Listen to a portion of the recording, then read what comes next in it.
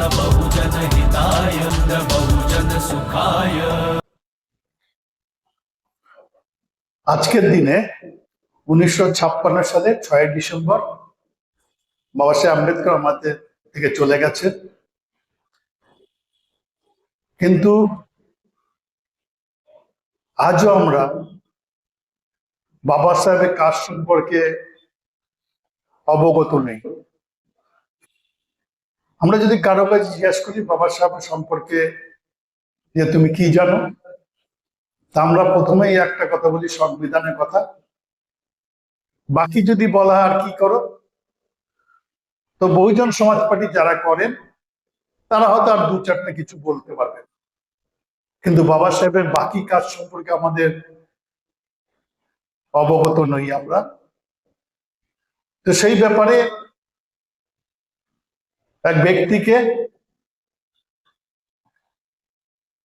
এক ঐতিহাসিক বিদ রাখাল দাস বন্দ্যোপাধ্যায় বাবা সাহেবের কাজ সম্পর্কে বলেছিলেন যে বাবা সাহেব সম্পর্কে তুমি কি জানো।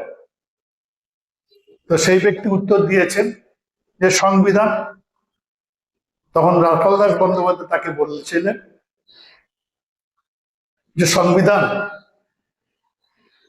Constitution, it is a microscopic figure of his work. মানে সংবিধান হচ্ছে বাবা সাহেবের কাজের একটা ক্ষুদ্র অংশ, তার কাজ বিরাট কাজ।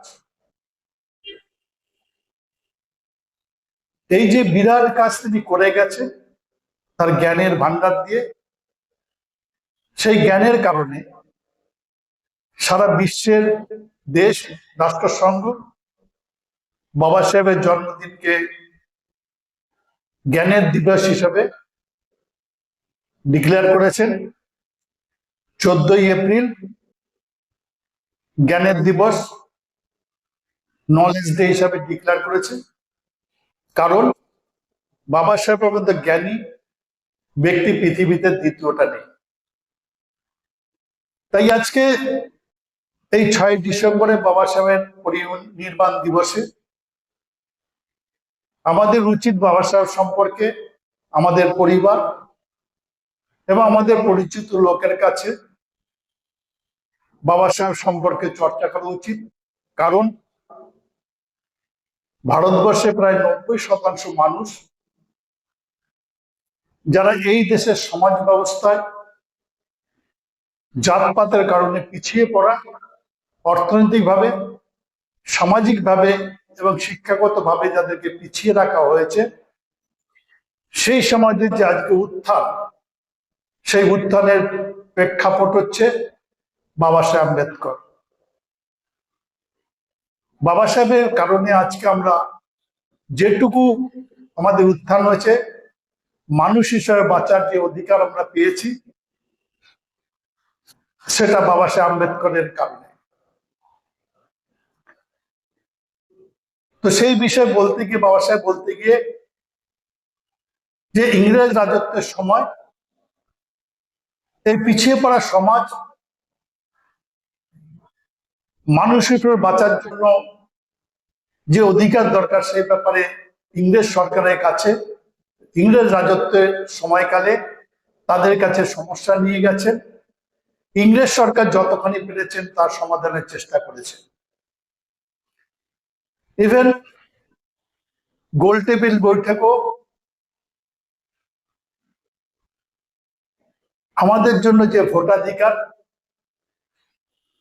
পিছিয়ে পড়া সমাজের যে মানবিক ও সাংবিধানিক অধিকার, মানুষ হিসেবে বাঁচার যে অধিকার, সেই অধিকারও বাবা সাহেব আম্বেদকর গোল টেবিল বৈঠক 1932 সালে গোল টেবিল বৈঠক থেকে নিয়ে এসেছিলেন। এই দেশের জাতিবাদী লোকরা, ইভেন মহাত্মা গান্ধী পর্যন্ত সাধারণের যে ভোট ব্যবস্থা, এই ভোট ব্যবস্থার বিরুদ্ধে প্রতিবাদ করেছিলেন।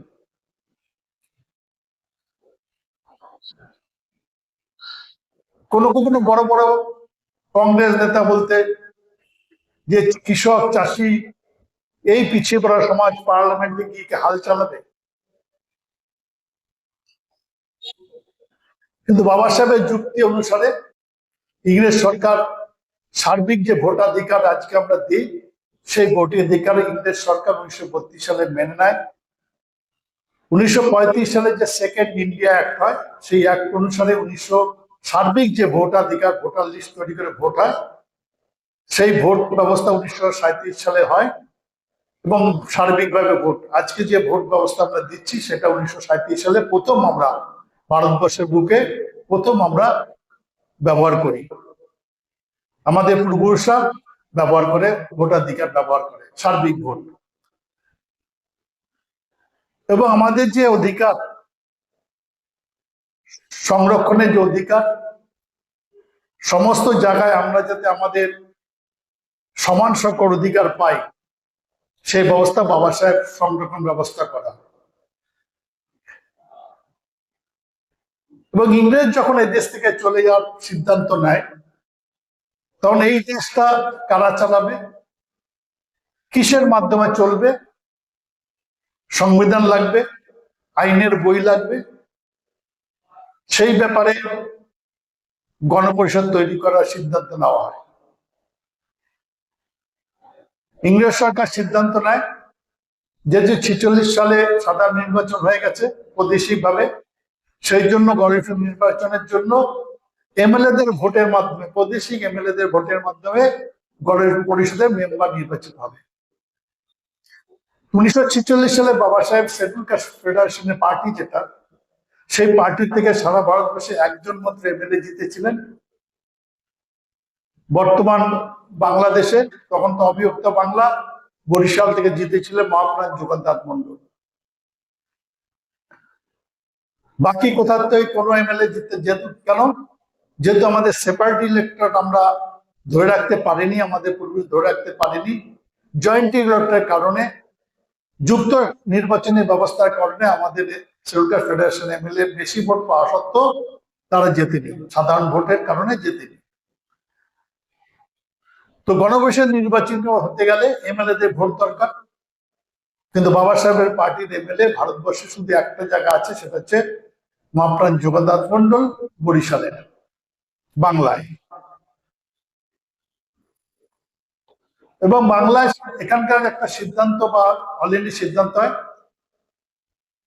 যে হিন্দু এমএলএ হিন্দুদের ভোট দেওয়া হবে গণপরিষদের মেম্বার বানানোর জন্য, মুসলিম এমএলএরা মুসলিম এমএলএদের মেম্বারদের ভোট দিতে পারবে। কোনো মুসলিম এমএলএ হিন্দুকে ভোট দিতে পারবে না, কোনো হিন্দু এমএলএ কোনো মুসলিমকে ভোট দিতে পারবে না। কিন্তু অ্যাংলো ইন্ডিয়ান যারা এমএলএ ছিল তারা যাকে কাকে ভোট দিতে পারবে। ওই সময়, ওই নির্বাচনের সময় বাংলা প্রদেশের সম্মেলন ছিল। বাংলা প্রদেশের সভাপতি ছিলেন মহাপ্রাণ যোগেন্দ্রনাথ মন্ডল, শিডিউল কাস্ট ফেডারেশনের। সেই সম্মেলনের চিফ গেস্ট ছিল হচ্ছে বাবা সাহেব আম্বেদকর। কলকাতার ভারত সভায় সেই সম্মেলন 30শে জুন। বাবা সাহেব 28শে জুন কলকাতা আসেন, যে তিনি এখানকার যে অ্যাংলো ইন্ডিয়ান এমএলএ আছে 7 জন,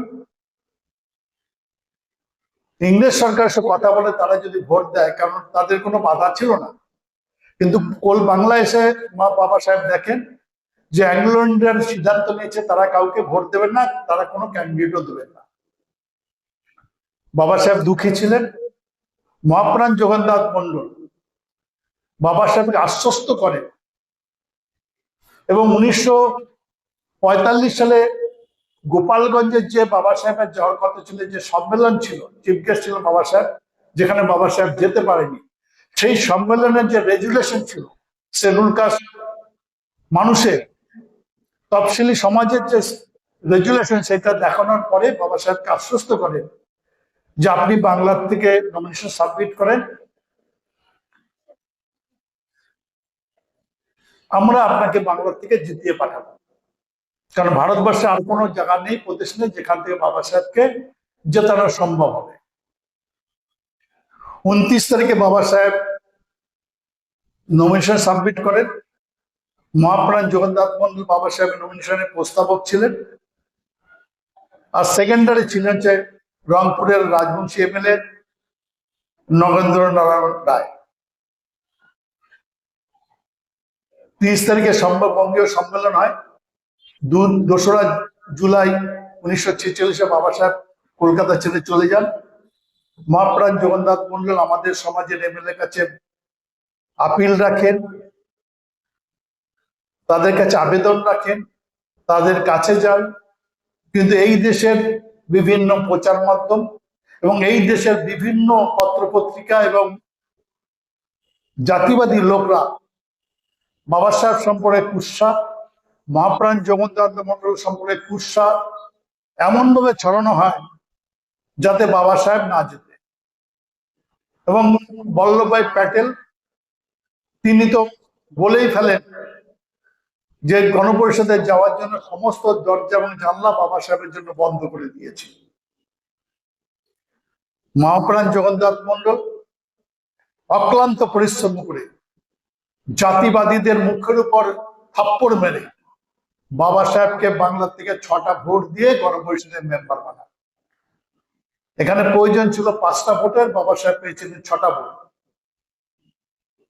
মহাপ্রাণ জগন্নাথ মন্ডল তার ভোট বরিশাল থেকে, খুলনা থেকে মুকুন্দপুরে মল্লিক এমএলএ, যশোরমার নড়াইলের গয়নার বিশ্বাস এমএলএ, ফরিদপুরের দাড়িগাঁত বারুরি এমএলএ, রংপুরের 2জন রাজবংশী এমএলএ, একজন হচ্ছে ক্ষেত্রমোহন সিং আর একজন হচ্ছে নগেন্দ্র নারায়ণ রায়। 2জন রাজবংশী আর 4জন চন্ডাল ও নমশূদ্র সমাজের ভোট দিয়ে 6টা ভোট দিয়ে বাবা সাহেব গণপরিষদে পাঠান। এবং এই দেশে সংবিধান লেখা মতো যোগ্য লোক না পাওয়ার কারণে এই দেশের জাতিবাদী লোকরা বাধ্য হয়ে বাবা সাহেবকে ড্রাফটিং কমিটির চেয়ারম্যান বানাতে বাধ্য হয়। এবং তার সঙ্গে যে 6জনকে দিয়েছিলেন আরো ব্যক্তি ড্রাফটিং করার জন্য, তার 6জনই কেউ অসুস্থ হয়, কেউ মারা যায়, কেউ বিদেশে থাকে। এই 6জনের জায়গায় মাত্র একটা ব্যক্তিকে তিনি আরো নতুন ভাবে রিপ্লেস করেছিলেন, তার নাম হচ্ছে কে কৃষ্ণমাচারী। কে কৃষ্ণমাচারী একটা এই দেশের জাতিবাদী লোকরা আজ পর্যন্ত আমিও দেখেছি টিভিতে বিভিন্ন ব্যক্তি, জ্ঞানী ব্যক্তি, মহান মহান জ্ঞানী ব্যক্তি, তারা বলেন বাবা সাহেব সংবিধান মানে এরকম ভাবে দেখা যায় না বাবা সাহেব সংবিধান টুকে টুকে লিখেছে। বাবা সাহেব সংবিধান বিভিন্ন দেশ থেকে টুকি টুকি লিখেছে, এরকম একটা ভাবে প্রচার করা হয়, মানে ছোট করা হয়। এই দেশে জাতিবাদী লোকরা বাবা সাহেবকে কিভাবে ছোট করে। তো 5ই নভেম্বর 1948 সালে কে কৃষ্ণমাচারী, যাকে একজন মারা যাওয়ার পরে যাকে নেওয়া হয়েছিল, কে কৃষ্ণমাচারী, টিটি কৃষ্ণ নেওয়া হয়েছিল। সেই টিটি কৃষ্ণমাচারী একটা বক্তৃতা দিয়েছিলেন এবং হাউসের গণপরিষদের যে হাউস ছিল তার দৃষ্টি আকর্ষণ করেছিলেন। কত সালে? 1948 সালে 5ই নভেম্বর। যে সবাইকে স্মরণ করতে বলছেন যে সংবিধান খসড়া কমিটিতে আপনাদের মাননীয় 7জন সদস্যর মধ্যে একজন কমিটি থেকে ইস্তফা দেন এবং সেখানে আমাকে নেওয়া হয়। একজনের মৃত্যু হয় কিন্তু সেখানে কাউকে নেওয়া হয়নি। একজন আমেরিকা চলে যান, তার স্থান শূন্য, আর পূরণ হয়নি। একজন ব্যস্ত ছিলেন রাজ্যের সরকারি কাজের জন্য, শূন্যস্থান ছিল। 2জন দিল্লি থেকে দূরে ছিল, সম্ভবত তারা স্বাস্থ্যের কারণে তারা সবাই উপস্থিত হতে পারেন না। সুতরাং শেষ পর্যন্ত যা হলো, সংবিধান খসড়া তৈরির সম্পূর্ণ দায়িত্ব ডক্টর বি.আর. আম্বেদকরের উপরে এসে পড়ে। কোনো খসড়া committee meeting a doctor Ambedkar ছাড়াও তার সেক্রেটারি উপস্থিত থাকতেন। টিটি কৃষ্ণমাচারীর বক্তৃতা পরিষ্কার, খসড়া সংবিধান বাবা সাহেব ডক্টর আম্বেদকর একাই লিখেছিলেন। এবং আপনারা দেখবেন যখন এই সংবিধানের ডিবেট হয় পার্লামেন্টে, বিভিন্ন প্রদেশের অ্যাসেম্বলিতে যে সংবিধানের খসড়া রাখা হয়েছিল, তার ডিবেট যেগুলো হয়েছিল, তার সমস্ত উত্তর হচ্ছে বাবা সাহেব আম্বেদকরকে দিতে হয়েছিল। কারণ বই যদি আমি লিখি, তার কোশ্চেন আসে, তাহলে তো উত্তর কে দেবে? আমি দেবো।